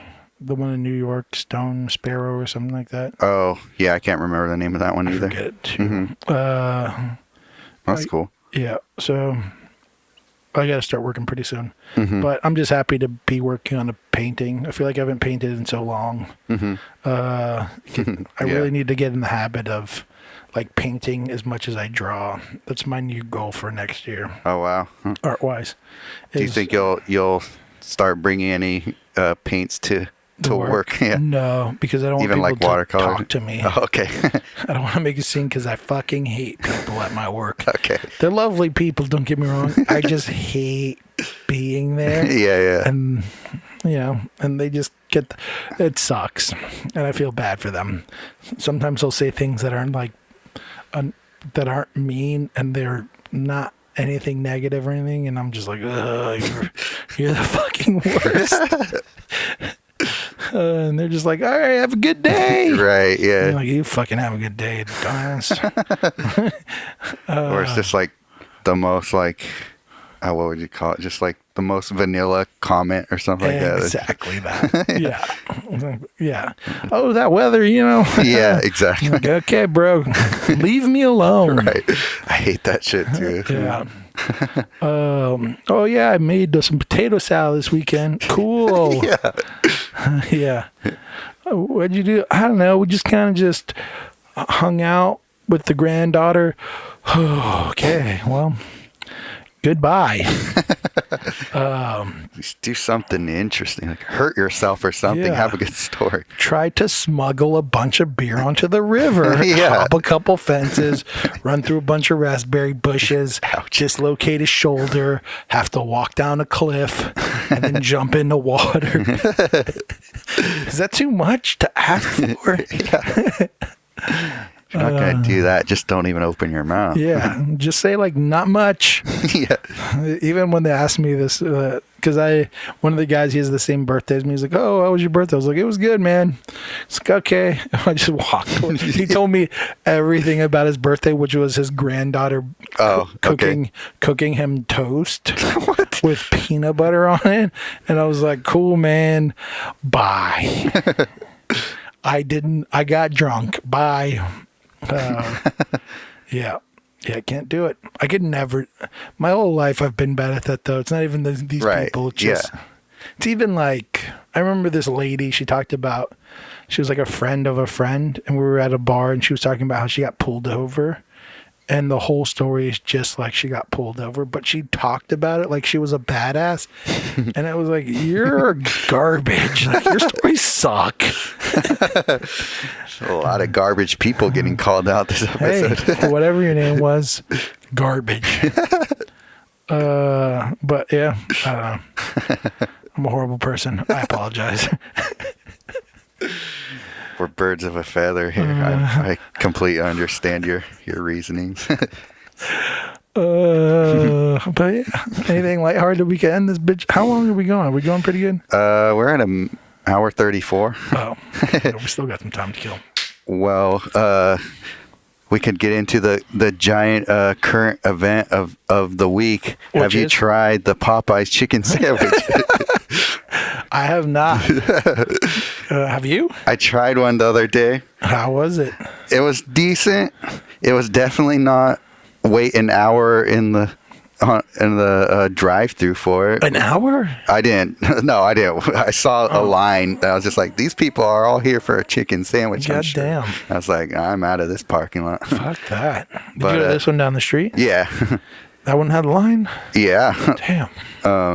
The day I first heard about it, I was like, I'm hungry. I'll try that out. What the hell? I go over there, and it's like the line was actually like on Sebastopol Road, like snaking around the thing. I was like, holy shit, this can't be as good as they're hyping it. Have you ever had a Chick-fil-A sandwich? Yeah. Who do you think wins? If a Chick-fil-A sandwich is like a 3 out of 5, Popeyes is like a 3 1/4 out of 5. Nice. Or maybe 3.5, depending on how much you like the I got a sauce. question. When you're like, 87 and your granddaughter comes up to you and she's like, Papa, where were you when you first had your Popeye's chicken sandwich? Are you going to be like, well, let me sit you down? Yeah. Make me that toast with peanut butter first, and I'll spin you a tail. Like, is it burned into your memory? Is it like 9/11? Yeah. You know what I mean? Right, yeah. Absolutely, yeah. They're not gonna, yeah. It's going to be one for the ages. They're going to, my granddaughter is going to come, I'll be like, episode 83, Waiting to Dry. I'll tell you all about it there. Yeah. But, if you guys want to learn stuff about marketing, pay attention to what Popeyes is doing. yeah, right no now. shit. Holy shit. How did that become such a big thing? I have no idea. It literally just, I feel like I was a day late. Yeah. All of a sudden, I'm like, what's going on, Popeyes? They got a chicken. Don't they always have a chicken sandwich? No, I guess apparently they didn't. Obviously, so many people go to Popeyes enough to where they know that there's no chicken sandwich. Where I was like, what are you talking about? They for sure had a chicken. They make fried chicken. Right. They have a chicken sandwich. Yeah. Yeah, after having it, I'm not even sure if that's like the best thing on their menu even. I'm sure it's just fried chicken's probably the best thing on there. Right. So it's like, yeah, the hype of it. I bet it started where I think a lot of trends start, which is Black Twitter. So Probably. Yeah. I'm not the biggest fan of a fried chicken sandwich, because it's like, it's already got like a breading thing, and then you're just putting more on top. Yeah. It doesn't help. I don't know. I feel like it's fine. Just eat it like a fucking, like a chicken nugget or some shit. Right. Yeah. I mean, the patty is basically a giant like chicken nugget at the end of the day. Yeah. Yeah. Just eat it. It doesn't need more bread. But whatever. But it has a pickle on it. That makes it that much better. Yeah. I am going to try it though. I'm not going to lie. The hype has got me. I have to know. Well, at least, yeah, when I went, there wasn't a line, or there's like 1 or 2 people. Have you seen any movies recently? Not a movie, but I did watch a TV show. Like Quentin Tarantino. Oh, yeah. Oh, I did see that. Yep. Yeah. You talked about it, I think, and I was like, I haven't seen it. Don't talk to me. Oh, that's right. Yeah. Yeah, I finally and watched it. Did you see it? Okay. Yeah. What'd you think about that? I liked it. Like, it was a movie that's I definitely thought about more after. And I was like, because the story isn't it doesn't have like this grand arc or anything to it. It has like that crazy climax at the end of it, but for the most part, it's like a lot of vignettes of the interaction of the two main characters, and then like other characters, like side stories. Yeah, a lot of side stories and stuff. But at first I was like, I don't know. It's like I thought, I was like, oh, it's pretty good. And then it just kept building up more and more after watching it. I was just like, oh, I want to see it again. Yeah. I haven't seen it again yet, but it's definitely like, now that I know kind of what I'm in store for, I can enjoy all the little parts of it a lot better. I instantly loved it. Like the whole time I was watching it, it seems like there's like 2 camps in this with this movie, or maybe 3, I guess, because there's definitely people that don't like it at all. Okay. And I think there's people that are like, well, I don't know. I haven't heard your opinion. I mean, your opinion's a new one to me, but most people, I've also heard people like, it was all right, and then like me, MJ's like that was the best Quentin Tarantino movie since Kill Bill, which is like that's one of her favorite movies. Yeah. So but for me, I was like, wow, that was fucking really good. I was worried because Hollywood makes movies about Hollywood, and sometimes it's a little bit like toot your own horn, pat yourself on the back, kind of thing. Mm-hmm. And I didn't feel that at all with this. I mean, there are moments where he's like very much calling back to old Hollywood and being like, that time was fucking awesome, which I don't think is the same, but maybe I'm wrong, because it doesn't make you feel like he's talking about the creators of movies. Like if you watch like La La Land or things like that, although I didn't mind La La Land, it did feel like they were like, Hollywood, we're awesome here. Yeah. Oh yeah, it definitely felt more like that. Yeah. But I feel like his was more like, this part of Hollywood I think was awesome and underrated. Right. Yeah, I think so. Yeah. And then he also ties in like those like that really dark part of Hollywood. I don't even know if I want to talk about that because it's so like kind of, I don't know. MJ didn't even know that was a part of the storyline. Oh, really? Yeah. Oh, I guess I thought that it would be more of a part of the storyline before, because I tried not to watch a lot of the trailers for it. She doesn't even know who Roman Polanski is. Oh, okay. Well, I can understand that. I feel like a lot of people probably don't at this point. Really? I feel like maybe movie buff people. Yeah. I mean, movie buffs will definitely know who he is. Yeah.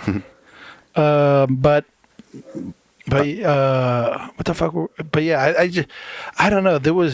I always think that one of Quentin Tarantino's strengths which a lot of people consider like annoying about him is that he can develop characters through dialogue and in a way that's not necessarily like them saying like, I went to school at this time, right? But more just like you understand who the person is based on what they say. Yeah. And kind of, it tells you about the character in an interesting way, and he's just got some weird knack for doing that in a very entertaining way, which some people hate entertainment. Then go, I don't know. Yeah, I thought this movie, he didn't do a lot of like the monologuing that he's mostly known for, which I thought I would miss more, but I think it's just like he's just gotten more mature about it. I think he does it in a better, and I think like in Glorious Bastards, I remember when I watched it, I was like, fuck, like that to me is probably, I don't know, might be my favorite Quentin Tarantino movie. Sure. Yeah. But it's like this weird mixture of the maturity and the immaturity in a perfect, beautiful way. Yeah. You know, where like he still toots his own horn, but he also like does it like with some restraint in moments where you're like, fuck that, like the opening scene with the milk and all that shit. Yeah. Although it's very dialogue heavy and very Quentin Tarantino in a weird way and like a very new way, it's also like has a bit of restraint to where it doesn't feel like you're getting, like you're just kind of reading a script, like a play almost. Right. But even there's parts where Brad Pitt's character, even though he might not say a million things, it's like he goes to a ranch and he's like, there's like all this tension. Oh, that's such a good part of the movie too. Yeah. And he's like, well, I gotta go check. But what his character is pretty much saying like, I am fearless. Like he's very aware of the dangers. Yeah. And he's like, I'm gonna go check. And you're like, he's crazy, but he's also a stuntman. Yeah, exactly. Yeah. So it's like he's also, you have to assume he's come to terms with potentially dying. Right. So it's like he just fears nothing. So he's like, I'll see for myself. But it's like this great moment where even though the dialogue isn't like toot your own horny, toot your own horn. It's very very.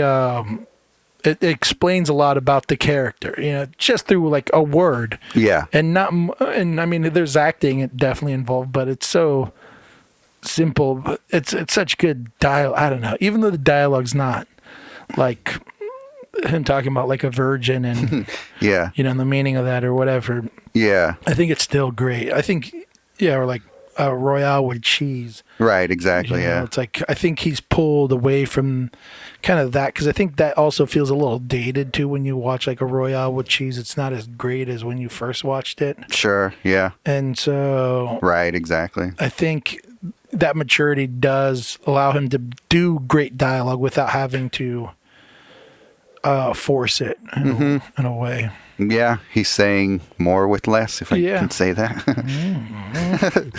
Put on my critic hat. And say that. And the juxtaposition. Yeah, the J word. What was I going to say? Yeah, that whole part where they're at the ranch is like pretty solidly like devoid of dialogue if you really think about it. Yeah, it's all just the acting for sure through it. Yeah, and even just figuring out the whole scene of what he finds in there too. But then it's like when he gets there, there's this interesting dialogue between those. Yeah, that's what I mean. Yeah. Where that's like more Quentin Tarantino, like this dialogue between a blind old grumpy man and Brad Pitt, and you're like, well, there goes like classic Quentin Tarantino making some great dialogue. Yeah, and then just what that says about like everything that happened in the movie so far, just how that plays out too. Yeah, it's a great movie. Yeah. It's just all those things I didn't appreciate in the moment as much that if I went to go back and watch it again, like, okay, I understand how all these puzzle pieces are fitting together now. Right. I mean, I loved it. I loved the end. The anticipation for the end. He almost like plays a joke on us kind of in a weird way, which is hilarious to me. Like, you son of a bitch. So I don't know. The movie to me, like the entire thing, I just really enjoyed in a way that I don't know. That's another thing. Like he does really well with like textures and things like that that kind of get you lost in like the movie. Right. And I thought this one was really good. But I can understand kind of the like people not. I also think with Quentin Tarantino, you kind of expect something, oddly enough, which is kind of doesn't make sense in a weird way, because if you look at his movies, there's a feel to the movies, but there's rarely like a story arc he follows, or like everything kind of is like him. Like every single one seems to be like different version, like different story arcs and different ways of saying things, and and different themes.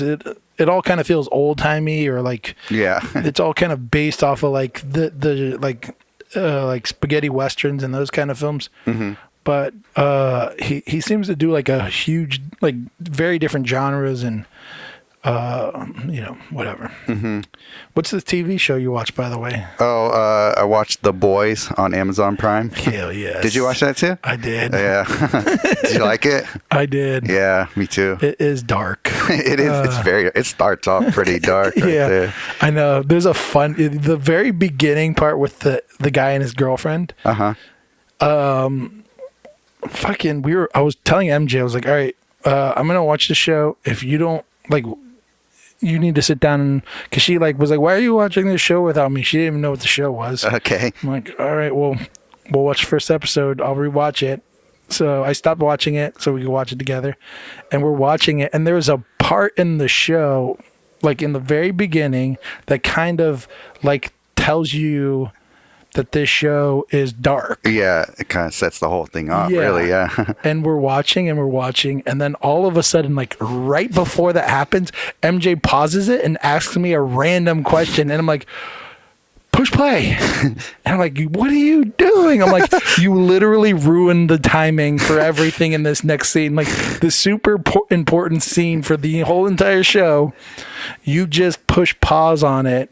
Had you watched that before? Yeah. So I watched the first episode. So you're trying to show her. Yeah. And then oh my God. I watched the first episode, and she's like, why are you watching this show without me? And I'm like, you don't even know what this is. Yeah. Because she forces me to watch everything with her. Yeah. It's horrible. The struggle is real, guys. There was a scene, I forget how far into the show, but it made me die laughing. It was one of the funniest things I've seen in a really long time. Which is? The dolphin scene. It was so unexpected to me. Yeah, that made me laugh super hard and feels kind of sad. Yeah. A little bit of me died inside. Yeah, that was hilarious. Yeah, it's a good show. If you want to watch a show. I watched another movie called Blaze. It's like a moody... It's like an indie film. I don't know if there's those things even exist anymore. But it's about like a country folk singer guy. And like it's like... it's actually pretty good, I thought. Or you might hate it. I don't know. Whatever. But I watched it. I liked it. I was kind of like... How'd you find it? I don't know. I just find things. Wow. Well, I never know that kind of shit. I'm just like, oh, that looked good. I don't know if it was like watching a trailer on YouTube or just... I honestly have no clue, to be honest. And that's how I find my music too. Yeah. And everything I find. I just like... Something will like, I'll go down rabbit holes or shit like that, you know, or whatever. Yeah. But, yeah. Blaze. It was good. Nice. I always like watching like movies that are about an artist and kind of their life. And I'm pretty sure this is a fictional story, but I might be dead wrong. But I kind of like watching, like, this is about an artist who's kind of like he kind of sacrifices love for music, but in a really good way. Like the way they tell it isn't like so over the... It's almost like the wife knows he has to do this, and so she's risking their relationship so that he can tour in a way. I don't know. And also like the demons that seem to be haunting this artist being a part of his downfall or whatever. But I don't know. It's done really well. Did it come out this year? Do you know? No idea. Okay. I want to say it's not that old because the girlfriend or wife or whatever she is, she's the girl from Arrested Development. You know. Oh, okay. The cousin that Michael Cera was in love with. Yeah, I forget. Sadie or something. I forget her. Yeah, but I know exactly who you're talking about. But yeah. that actress is okay. her, like his girlfriend, I think. Oh, okay. But good movie. It's super. I thought it was really good. Nice. Or might not be your thing. We'll see. If you watch it, you still have so much. I feel like I'm like, watch this or shit. I know. Blaze isn't that high on the list. I still want you to watch way more other things. Yeah. But yeah. Yeah, but watching The Boys reminded me of how hard it is for me to watch TV shows, because I just that's my life now. Like the next 8 hours. But you can't watch in pain or something like that? No. Well, I tried. I mean, I was doing like a lot of block-ins while I was painting it. So I was like, I watched probably about 6 episodes in the first day. So it roughly translated to about 2 hours of actual painting done in that 6 hours. So I was just like, yep, this is why I don't watch these things. Crazy. I get so much done when I'm like, that's why I get mad with MJ, because I'm trying to watch like a TV show because I could just play it back to back to back while painting, and I'm just like so productive. I'm like, oh, I just got like 6 hours of pure painting done because I can just look at the amount of episodes I watch. I'm like, I painted straight through that. Nice. But how does it not distract you? I don't know. I just kind of picture it in my head while I'm painting. And then if there's like a moment that seems like there's some like real acting going on and some like real emotion, I'll like look over real quick to be like, oh, they pulled that off. Like that's some good acting or whatever. I was able to do that with Nocturnal Animals. I was painting while watching that. So, I mean, that one's not as much like visual heavy. You can see that one I would have like Nocturnal Animals I tried to watch while painting, and I had to sit down and watch it because the acting is so like, it's so not dialogue driven. It's just a lot of really good acting. So I'm like, I can't miss this, like Jake Gyllenhaal killing this shit right now. Yeah. Like I have to sit down and watch this boy kick this shit in the dick. Sure, why not? But yeah. See, that's I would prefer it to be like The Boys would be almost perfect because the acting is going to be very kind of like standard. Sure, like nothing's going to blow your socks off. Sure. I don't like action movies though because there's so little dialogue. So it's all just like visual stimulation. So I'm like, action movies are out. If you can have like anything where there's a lot of talking, I'm like, I'm in. Right. Yeah, so I don't know. Yeah, that makes sense. I watched The Wire. I think I've talked about this before. You watched it again? No, I there was one time where I had to do a show, and I watched a season of The Wire once a day. Oh, okay. So one season per one day. Okay, yeah. And there's like 15 episodes or something like that, and there's like 1 hour episodes. Yeah. So I was painting for 15 hours straight while watching The Wire. Yeah. For like however many seasons. I watched all the seasons like back like in like a week or however many seasons. That's funny. That actually reminds me of there's a painting that I could look at and it reminds me of The Wire every time I look at it because that's what I was painting while watching that show. That's hilarious. So, like when I look at that painting, that's what I think of. It's like where I was in that show while I was painting that part. Yeah. You know what's crazy is I watched The Wire after like sat down and watched it. It took way longer. There was also like things where I was like, since I watched it so fast the first time, it's like I don't know, like something will happen in like the first season. I'm like, holy shit, that was the first season. For some reason, I thought that was the last season because it was just it was so fresh in my mind when the last season happened that it didn't feel like it happened that early. If that makes any sense. Yeah. So it's like I only watched the first season 7 days ago.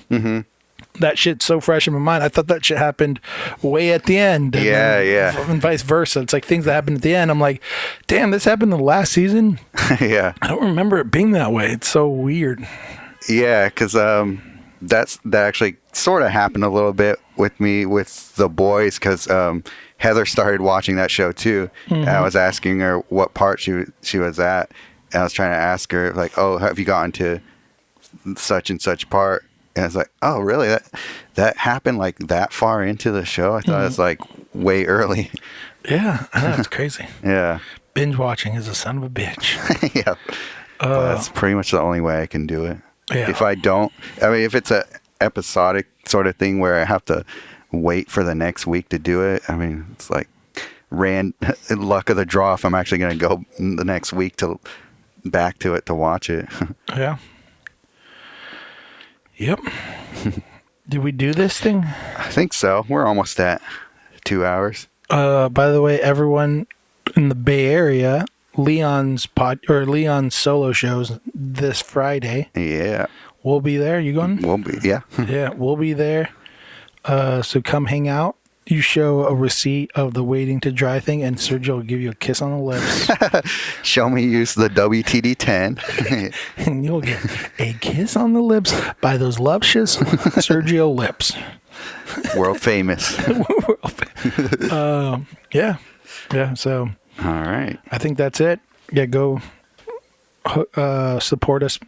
This is our first sponsor, and hopefully we get more, but your guys' support would be greatly appreciated. Oh, I need money. Rate and review. Oh, yeah. Yeah, and keep subscribing to our YouTube. I've seen our numbers go up on that for a little while now, so you guys are helping us out with that. Yeah, still have no video. But maybe. My little clips to help promote the show a bit. Hell yeah. Yeah, anything else? Speaking of, if you guys haven't checked that out yet, I made our little materials FAQ into a little YouTube clip as well. Yeah. So if you're still curious about what tools we use, you can go check that out. Nice. Is there anything else? Other than that, else? Keep, no shows coming. Yeah. check out my little paint drips thing. What's your next show? That's at the Christopher Queen Gallery, beginning of October. I'm pretty sure it's the first weekend of October, but I'll promote that better the next time. Yeah. Yeah. Hell yeah. All right. Well, thank you guys for tuning in. If you're still listening, well, fuck off.